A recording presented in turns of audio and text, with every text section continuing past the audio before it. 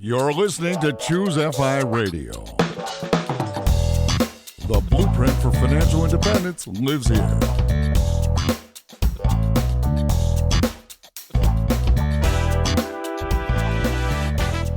If you're looking to unlock the secrets to financial independence and early retirement, you're in the right place. Stay tuned and join a community of like-minded people who are getting off the hamster wheel and taking control of their lives in the pursuit of financial independence. ChooseFI, your home for financial independence online. All right, everyone, welcome to the show today. Now, if you've been listening for the past several weeks, you have heard us say multiple times that in January, we are launching a new podcast, and we're partnering with Jillian Johnser to bring this to you and to the community. The title of the podcast is Everyday Courage, and Brad, I'm really excited to actually announce that this, as of today, is live. Yeah, this is a big day. Big day. 4 episodes exist in the world as of today. So, yeah, obviously, you're listening to this podcast. Take your phone, take your player, whatever it is, go to search, look up Everyday Courage, and hit subscribe. Wait, how many seconds do you think it would take for a avid podcast listener, someone that is used to listening to podcasts, how long do you think it would take for them to press pause, press search for the podcast, and press subscribe? I think you could do that in sub 15 seconds very easily. I would like to have a 15 seconds of silence while everybody listening to this podcast goes and does that now. Brad, can you be quiet for 15 seconds? Can you? No. Jillian, welcome to the show. Thank you so much for having me. So the title of the podcast is Everyday Courage. Why does this podcast exist? We became financially independent about 4 years ago. I felt like we had been really intentional with our life up to this point. We had done a lot of things. We had been able to adopt 4 kids. We had traveled to 27 countries. We had bought our house with cash and renovated it. It really felt like we had been leaning in and doing things along the way as we grew our financial independence. But becoming financially independent was still a big transition. Just because you have a lot of options that being good with money creates doesn't actually do the work for you. You still have to learn to be awesome in your life and in your work and carving out meaningful work. And I find, especially with women, it's even harder because sometimes we start to lose some of our identity. If we went to college, we might not be doing what we went to college for anymore. And then along the way, we've worked a few different jobs and we've had kids and maybe we've gotten married. And now we're at this point where if we're good with money, yay, we have all these options. But what do I want to be when I grow up? What do we want the rest of our life to look like? What is really important to us? And these are questions that we should be asking all along the journey, no matter where you are on the financial independence spectrum. You know, how do you want to use that financial freedom?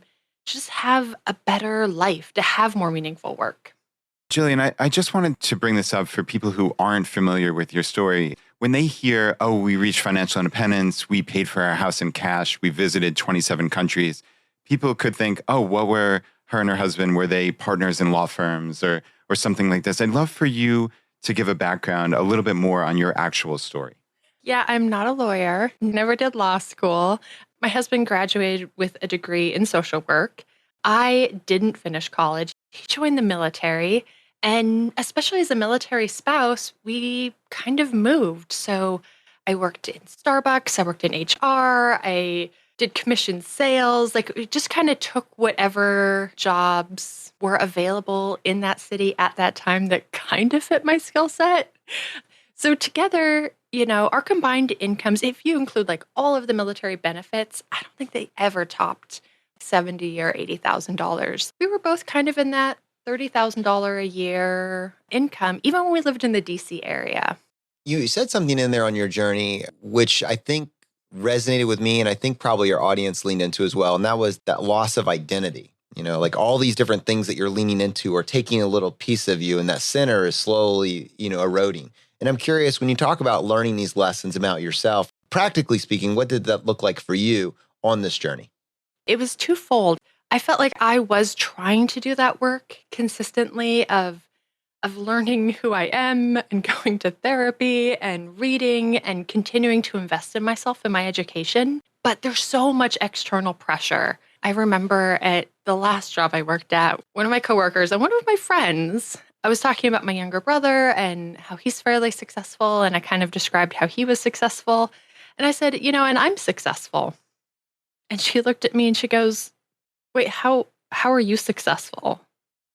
And it just struck me to my core because from the outside, I lived in a very modest house. I was driving this 16-year-old beater Honda Civic.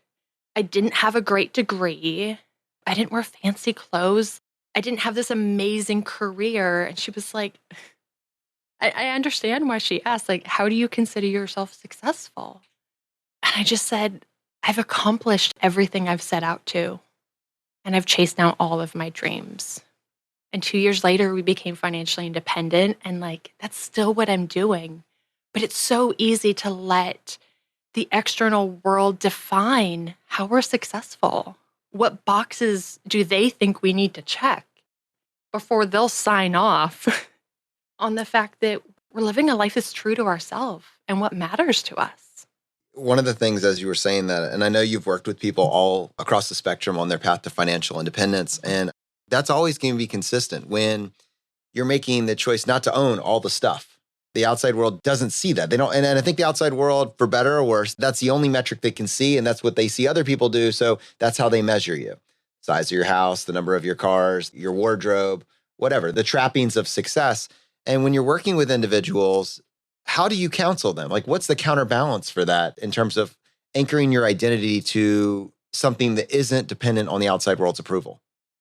We really have to be clear about what does matter to us, because we can't do all the things and we can't be everything to everybody. And if we take the pressure of everyone else's expectations, and that might be our parents, and that might be our friends or our coworkers or society at large that says, here's who we think you should be, we start to lose who we are. And we start to float through life living someone else's best life, maybe, but it sure as heck isn't ours. So I think it's that process of constantly being intentional and self-reflective of, who am I? Why am I here? What are my gifts? What am I passionate about? What do I value? In this next decade, what are some things I really want to accomplish? And the more clarity and confidence we have in our choices, the easier that we can stand up when our coworkers like, how in the world are you successful? That's a bold statement. You can say, I did my thing. I had my dreams. I got married when I was 19 years old. We really wanted to adopt kids. I was super passionate about that. We really wanted to travel. I really wanted to be able to pay cash for a house. Those were my big dreams. And by 29, we had done all of that. And in that process, it meant not doing a whole bunch of other things. Yeah, I think that saying no to things is one of the most difficult aspects of being an adult and I found being a parent. I'm curious, for so many people out there who, sadly, don't have any dreams of their own anymore because they're just trying to get through the day, trying to get through the month. Maybe their identity is now wrapped up in their spouse or their kids. How do they have that first awakening, that first moment where they realize, okay, it's really important to prioritize myself, maybe for the first time in a decade or more? For me, we grew up in kind of a challenging, somewhat chaotic environment. And as a kid, I was not a superstar of a child. I was very anxious and I was dyslexic. So I was really struggling in grade schools. There was no Brad in my corner being like, oh, Jillian, you're a superstar. It was a little hard to see this really anxious, super shy kid who couldn't unscramble letters and numbers. But every day I would come home after school and I would grab a Pop-Tart and I would sit down in front of the TV and I would watch Oprah. And every day she showed up, different guests and with different ideas. And I know she was a lot of different things to a lot of different people. But for me, she gave me hope. Hope that life could look a little bit different. Hope that I had more agency than I believed. Hope that I could change and I could grow and maybe my life could be bigger than what everyone else assumed it could be. And it only took watching her every single day after school for a decade till I started to believe it. Like maybe this little tiny town and this difficult situation that I was born into doesn't have to be my story. Maybe there's more out there. And I think with this podcast, that's what I want to give to people. If you don't feel like you have hope right now, just keep showing up and hang out with me once a week, and we'll chat a little bit and we'll tell some stories and we'll talk to some people. And hopefully it doesn't take you a decade like it took me. But at some point, you'll start to believe that life can look different and it can be bigger. And you can be courageous to take charge and to make changes. I actually want to talk about the goals for the show in terms of you're kind of framing this as seasons of life, seasons of the show. And as we go into a new year, I know a lot of people are coming to this new year with aspirations that this is going to be the year. And I'm curious, for this first season that you're mapping out, what's the plan? Yeah, I love the new year. So for so many years, I was obsessed with setting New Year's resolutions and New Year's goals. And it is a brand new year and it's a brand new decade. And I'm so excited about that. Like a whole new decade of our life is starting. And I definitely want to help give people some tools and some ideas and some stories of how to really start being intentional with our money and our work and our life, how to start crafting a plan for this year, for this decade, to start it off right. And we've got some amazing stories of people who've gone through those challenges and those struggles and have learned some lessons and have come out on the other side to really transform their life. So I'm so excited for you guys to hear these. I love that you're pointing out, honestly, it really hadn't clicked with me that we're talking about a brand new decade and designing your best year, designing your best decade. And there's this quote that I've heard you mention past, and you've talked about it, but it's from Bill Gates. And it's basically saying we have so many goals that we try to throw into like a day or a week or whatever, and they seem unattainable. But if you were to scale that out and you say, well, I have a decade to accomplish these goals, almost anything is possible in a decade. If you give yourself a decade, of course it's possible. What do the small actions look like that drive me towards that goal? I love that framework. When you decided the frame for the show and the length of the show specifically, we have a longer format show. It typically runs somewhere in between 15 minutes to an hour and 15 minutes. You're very much targeting a sub 20-minute show. Like 8 minutes is your perfect length. What's your why behind that? I think it can be so overwhelming sometimes if we don't feel like we have the luxury of these long, rambling, uninterrupted moments in our day. Not that you guys are rambling. Jonathan is chuckling to himself with the word rambling. So many words, all the great words. Never rambles. I had never listened to podcasts for a long, long time. I had just started in the last year. And the biggest pain point for me, and the reason I didn't listen, is it just didn't fit into my life. I like audio, but I didn't know where to put it. I can't do it while I'm cooking dinner, especially an hour-long episode, because my kids have questions every 3 minutes. And I don't have a really long commute. And even when I'm in the vehicle with all these kids, and they're like laughing and fighting and crying and yelling, yells of joy sometimes. And so I wanted to create something that felt like it was doable. We could fit it in. We have 8 minutes. We have 10 minutes. While I love long format podcasts, like if I'm going to be on an airplane time is my long format podcast time. I'm like, sweet, 1.5 hour episodes. I just load those and I'm like 2 episodes until the plane lands. So when we adopted our 3 kiddos in the middle, and I remember when they first showed up at our house, it was so overwhelming. They had 12 appointments a week and there were all of these professionals in our lives. And it was emotionally stressful. And so many things had to go away.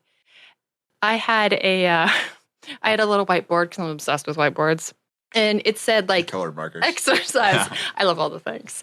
It said exercise and goal 6 minutes. And I had little dashes, and a friend came over with her husband and he looked at my whiteboard and he said to his wife, 6 minutes at a time or like 6 1-minute exercises? And my friend was like, 6 1-minute exercises, because that's what I had. I had a minute. I knew that I had 60 seconds that I probably wouldn't be interrupted, that like nobody would be asking me a question or trying to crawl on me. And so sometimes we just have to use what we have. Maybe you show up to a meeting 10 minutes early and you've got 8 minutes. Maybe you're, commuting and you have these little small windows. And even those people that feel a little stretched thin and a little overburdened, like I feel like we're the ones that need it the most. We need someone to speak some encouragement into our life, someone that we can give us just a little pep talk and a little cool idea that we can carry with us into the rest of our day and all of what that entails. So everyone, this is our Friday roundup, but it's not very often that we get to announce such a special podcast that is now, as of today, existing in the universe. Wow, it's pretty incredible. But I guess, MK, as someone that really brings in the community to this show, what are your thoughts on this? I am beyond excited. This is 100% the content that I am here for. I know it's going to mean so much to our community. We get so many questions where people have the financial aspect down and they want to know, well, what's next? How do I reach these other bigger goals? And every time I've interacted with Jillian, whether it's listening to her on another podcast or reading her newsletter or in person, she just has this amazing calming effect. But at the same time, I'm inspired. I leave every 2-minute conversation just thinking like, oh, I can do anything. And so I just can't imagine the impact that's going to have for so many people who haven't had the chance to talk with her in person, that they're going to get to listen to her through these episodes and get to know her and feel that same sense of inspiration and I can do anything and I can take that away. So I can't wait to see how our community is going to thrive as they are listening to this podcast. Jillian, we are so excited to have you part of the ChooseFI family. This is just incredible. I could not think of a better way to start off a new year and a new decade. So like you said, adventure awaits indeed. So Brad, everyday courage, someone's listening to this. What is our community to do next? There's one thing to do today. Just you're listening to this podcast on a podcast player. Go to subscribe, search Everyday Courage, hit subscribe. 4 episodes exist in the world right now. It's going to be 1 a week, thereabouts. Go hit subscribe and listen to those 4 episodes. I guarantee you, your life will be enriched by doing that.